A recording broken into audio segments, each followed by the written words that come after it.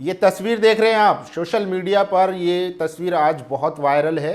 पूरी दुनिया में इस तस्वीर को शेयर किया जा रहा है। इनकी रीलें आ रही हैं सोशल मीडिया पर हर जगह। ये रूस के राष्ट्रपति पुतिन से मिलते हुए दिखाई दे रहे हैं और इनका एक आधे घंटे का 30 मिनट का एक भाषण बहुत ज़बरदस्त वायरल हो रहा है, जिसमें वो पश्चिमी दुनिया को लताड़ते हुए नजर आ रहे हैं। नमस्कार, आदाब, मैं फैसल और आप देख रहे हैं नेशनल दस्तक। इनका नाम है इब्राहिम ट्रोरे। ये अफ्रीका के एक देश बुर्किना फासो के राष्ट्रपति हैं और मिलिट्री कमांडर भी हैं। 2022 में इन्होंने वहाँ पर मिलिट्री कूप करते हुए सत्ता पर कब्जा कर लिया था। उसके बाद से ये लगातार जो है पूरी अरब दुनिया के या मुस्लिम वर्ल्ड में खासकर बहुत वायरल है। पश्चिमी देशों को लगातार जो है जवाब दे रहे हैं और उनके सामने नहीं झुकने की इन्होंने कसम खाई है। आपको याद होगा कि पश्चिमी देशों ने जिस तरीके से, चाहे डेवलपिंग कंट्रीज़ हो, एशिया हो या अफ्रीका हो, चारों तरफ तबाही मचा के रखी। आपको याद होगा 2010-11 में अरब स्प्रिंग के नाम पर जिस तरीके से मिस्र, सीरिया, पूरे अरब कंट्रीज़ को बर्बाद कर दिया, नेस्तो नाबूद कर दिया, डेमोक्रेसी के नाम पे, अभिव्यक्ति की आज़ादी के नाम पे। तो ये जो है इब्राहिम ट्रोरे सोशल मीडिया पर बहुत वायरल हैं। इनके भाषण के कुछ अंश को हिंदी में अनुवाद करके मैं आज आपको सुनाऊंगा कि इन्होंने कितनी ज़बरदस्त बात कही है।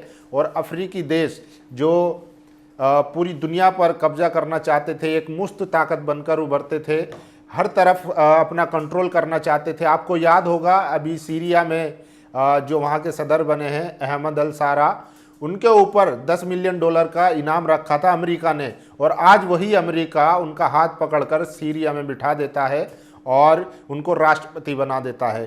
तो आप इससे समझ सकते हैं कि अब जो है ज़माना बदल रहा है। जो अफ्रीकी देश उन पर किस तरीके से उन्होंने कब्जा किया हुआ था उसकी पोल खोलता है।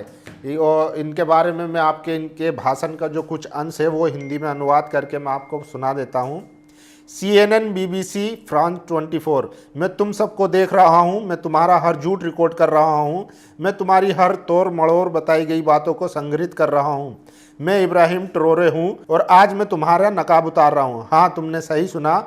मैं, जिसे तुम एक नौजवान सैनिक शासक कहते हो, जिसे तुम एक खतरनाक उग्रपंथी कहते हो, जिसे तुम पश्चिमी विरोधी तानाशाह बताते हो, आज मैं तुम्हें सच्चाई बता रहा हूँ। और इस बार तुम माइक बंद नहीं कर सकते। इस बार तुम अपने कैमरे नहीं हटा सकते। इस बार तुम्हारे संपादक इस भाषण को काट नहीं सकते, क्योंकि वो दुनिया अब नहीं रही जिस पर तुम्हारा एकाधिकार था। अब करोड़ों लोग ये बातें सुनेंगे बिना तुम्हारे फिल्टर से गुजरे, बिना तुम्हारे झूठों में लिपटी, बिना तुम्हारी गंदगी में सनी। मैं 34 साल का हूँ। मैंने अपनी ज़िंदगी के हर दिन तुम्हारे झूठों में बिताए हैं। बचपन में टीवी पर अफ्रीका देखा करता था। हमेशा वही तस्वीरें, मक्खियों से घिरे बच्चे, सूखी ज़मीनें, हथियार, मौत। यही है अफ्रीका, उन्होंने हमें बताया। अफ्रीका ऐसा ही होता है और हमने मान लिया। हमें खुद पर शर्म आने लगी। हमने अपनी धरती से, अपने लोगों से शर्म आने लगी। लेकिन फिर मैं बड़ा हुआ, मैंने पढ़ा, रिसर्च किया, सवाल किए और मुझे समझ आया कि जो अफ्रीका तुमने हमें दिखाया वो असल नहीं था। जो कहानी तुमने हमें सुनाई वो एक झूठ थी। जो किस्मत तुमने हमारे लिए तय की वो एक स्क्रिप्टेड थी जो तुमने सालों पहले लिखी थी। तुमने अफ्रीका को कैसे दिखाया, कैसे बेचा, ऐसे जैसे हम इंसान ही ना हो, जैसे हम किसी जंगल के जानवर हो, जैसे हम तुम्हारे इंतजार में पड़े हुए बेचारे हो। हर दिन, हर घंटे, हर मिनट तुम्हारी स्क्रीन पर वही कहानी, भूख, युद्ध, बीमारी, भ्रष्टाचार, आतंक, अराजकता। जब कोई अफ्रीका कहता है तो तुम्हारे शब्दकोश में और कोई शब्द नहीं होता। ना उम्मीद, ना सफलता, ना विकास, ना प्रतिरोध, ना इज्जत, ना गर्व, न जीत। तो मैं तुमसे पूछता हूँ, New York times, Washington post, guardian, ले मोंडे, कभी अफ्रीका की कामयाबों को आपने अपनी हेडलाइन बनाया? कितनी बार तुमने रवांडा की टेक्नोलॉजी क्रांति के बारे में लिखा? कितनी बार तुमने इथियोपिया के पुनर्निर्माण प्रोजेक्ट को दिखाया? कितनी बार तुमने बोत्सवाना की लोकतांत्रिक सफलता की तारीफ की? कितनी बार तुमने केन्या की एंटरप्रेन्योरशिप की कहानी सुनाई? नहीं, क्योंकि ये सब तुम्हारी स्क्रिप्ट में फिट नहीं बैठता। तुम्हारे अफ्रीका की कहानी में अफ्रीका सफल नहीं हो सकता। अगर अफ्रीका को मदद की ज़रूरत नहीं है तो तुम कैसे हस्तक्षेप करोगे? अगर हम पिछड़े नहीं हैं तो तुम हमें नीचा कैसे दिखाओगे? क्या कभी तुम्हारे किसी संपादक, किसी रिपोर्टर ने यह सोचा है दुनिया की सबसे अमीर ज़मीनों पर बसे लोग गरीब क्यों हैं? तो लीजिए असल आंकड़े। दुनिया का 70% कोबाल्ट अफ्रीका के पास है। तुम्हारे फ़ोन, लैपटॉप, इलेक्ट्रॉनिक कार इसके बिना नहीं चलेंगे। ये कोबाल्ट कांगो से आता है, लेकिन वहाँ के लोग मोबाइल नहीं खरीद सकते। दुनिया का 90% प्लेटिनम अफ्रीका से, और वहाँ के लोग बेरोजगारी में डूबे हैं। 30% सोना माली, बुर्किना फासो, घाना, तंजानिया सोना नदियों की तरह बहता है, लेकिन लोग गरीबी में तैरते हैं। 65% हीरे Botswana, Angola, Congo, Sierra Leone अरबों डॉलर के हीरे निकाले जाते हैं, लेकिन मजदूर $1 रोज कमाते हैं। 35% uranium Nigerian, Namibia, south Africa. Paris की लाइटें हमारे यूरेनियम से जलती हैं, लेकिन हमारे गांव में बिजली नहीं है। और तुम पूछते हो अफ्रीका गरीब क्यों है? सही सवाल है, अफ्रीका इतना अमीर होते हुए गरीब कैसे बनाए रखा? जवाब है, उपनिषेधवाद कभी खत्म नहीं हुआ, उसने बस रूप बदला। पहले तुम हमारे देश पर कब्जा करते थे, अब तुम कंपनियां खोलते हो। पहले तुम जबरदस्ती लेते थे, अब तुम समझौते करवाते हो। पहले तुम कोड़े से शासन करते थे, अब तुम कर्ज देकर। अब मैं तुम्हें तारीख, नाम, आंकड़े देकर बताता हूँ। ग्लेनोर स्विट्जरलैंड की कंपनी कोबाल्ट निकालती है कांगो से। 2022 में कमाई 256 मिलियन, टैक्स दिया कांगो को 500 मिलियन, यानी सिर्फ 2.2%। क्या यही न्याय है? Rio Tinto British Australian company Guinea में बॉक्साइट निकालती है 20 मिलियन टन हर साल। गिनी को क्या मिला? प्रदूषण और कैंसर। Total energies French oil company Angola, Nigeria, Congo में तेल निकालती है। 2022 में मुनाफा 36 बिलियन, लेकिन अफ्रीका में सिर्फ गंदे pipeline. Anglo American south Africa से शुरू हुई, अब लंदन में हीरे, प्लेटिनम, लोहा सब ले लिया और छोड़ गए 60 लाख बेरोजगार मजदूर। ये तो सिर्फ बर्फ की नोकझोंक, बाकी का क्या? छुपे हुए सौदे, सीक्रेट बैंक अकाउंट्स, टैक्स की चालबाजियां। हर साल 88 बिलियन अवैध रूप से अफ्रीका से बाहर जाता है। तुम 45 मिलियन डॉलर की मदद लिखते हो, पर कोई ये नहीं लिखता कि अफ्रीका मदद पाने वाला नहीं है, ये देने वाला है। तुम कैमरा जूम करते हो सूजे हुए पेटों पर, जबकि पर्दे के पीछे हर रोज टन के हिसाब से सोना, हीरे, तेल, यूरेनियम निकलता है। ये है तुम्हारा सिस्टम। भ्रष्टाचार फैलाओ, नेताओं को रिश्वत दो, विदेश में अकाउंट खोलो, उनकी औलादों को अपनी यूनिवर्सिटी में भेजो, सौदे करो, 50 से 90 साल के कॉन्ट्रैक्ट, टैक्स से छूट, पर्यावरण और मजदूर नियमों की अनदेखी, इंफ्रास्ट्रक्चर पर कब्जा, बंदरगाह, एयरपोर्ट, रेलवे, सिर्फ खदान से पोर्ट तक, गांवों तक सड़कें नहीं, स्कूलों में बिजली नहीं।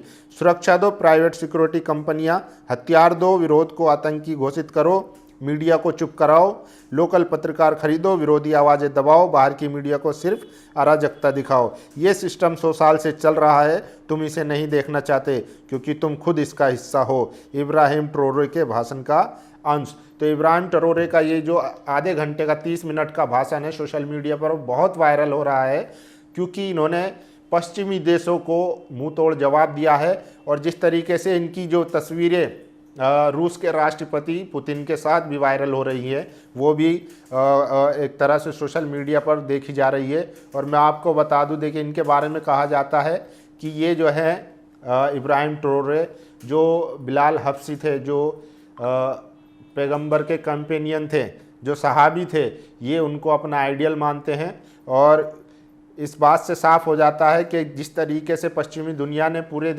पूरी दुनिया को अपना गुलाम बना के रखा, अब पश्चिम दुनिया के बुर्किना फासो के ये इब्राहिम अब झुकने वाले नहीं है। इनके बारे में एक और पोस्ट लिखी है, देखिए काविश अजीज़ है, उन्होंने लिखा, इब्राहिम ट्रोरे की उम्र मात्र 36 साल है। कहा जा रहा है कि हज़रत बिलाल इनके रोल मॉडल हैं। सितंबर 2022 में एक तख्ता पलट करने के बाद पश्चिमी अफ्रीका देश बुर्किना फासो के राष्ट्रपति बने, जिसने अंतरिम राष्ट्रपति पॉल हेनरी सेंडा ओगो दाम्बिका को हटा दिया। 36 साल की उम्र के ट्रोरे दुनिया के सबसे युवा नेताओं में से एक है। मास्टर कंप्लीट करने के बाद सेना ज्वाइन कर लिया। इब्राहिम ने अमेरिका सहित सभी नाटो देश को बाहर का रास्ता दिखा दिया। अमेरिका, इजराइल, ब्रिटेन जैसे देशों को लात मारकर रूसी राष्ट्रपति के करीब हुआ। ये कह रहा है कि हमें IMF के हेल्प की ज़रूरत नहीं है, हम अपने बलबूते पर हमारा मकान बनाएंगे, हमें किसी के बोझ तले दबना नहीं है, ना आवाम को कर्जदार बनाना है। और सबसे दिलचस्प बात यह है कि यहाँ बंदा आज भी अपने मेजर के वेतन पर ही अपने खर्च चलाता है। इब्राहिम ट्रोरे ने सऊदी अरब की तरफ से देश में 200 मस्जिद के निर्माण के प्रस्ताव को अस्वीकार कर दिया। श्रीलंका गार्जियन की रिपोर्ट के मुताबिक राष्ट्रपति ट्रोरे ने सऊदी अरब से आग्रह किया है कि वे मस्जिदों की बजाय स्कूलों, अस्पतालों और रोजगार सृजन करने वाले व्यवसायों में निवेश करें, जिससे देश की बुनियादी ज़रूरतों को पूरा किया जा सके। राष्ट्रपति ट्रोरे ने यह स्पष्ट किया कि बुर्किना फासो में पहले से ही पर्याप्त मस्जिदें हैं। तो आप समझ सकते हैं कि जिस तरीके से अब तक पश्चिमी देश दुनिया भर में कब्जा जमाता रहा था और एकाधिकार था उसका मीडिया पे, सारे संसाधनों पे, अब कहीं ना कहीं वो टूटता हुआ दिख रहा है। तो ये जो आने वाला कल है पूरी दुनिया के लिए, ये कहीं ना कहीं बराबरी का कल है, क्योंकि आज अगर कहीं भी एक देश में कुछ होता है, इंटरनेट के ज़रिए, सोशल मीडिया के ज़रिए, विज्ञान ने इतनी तरक्की कर ली है कि उसके ज़रिए तुरंत पता चल जाता है।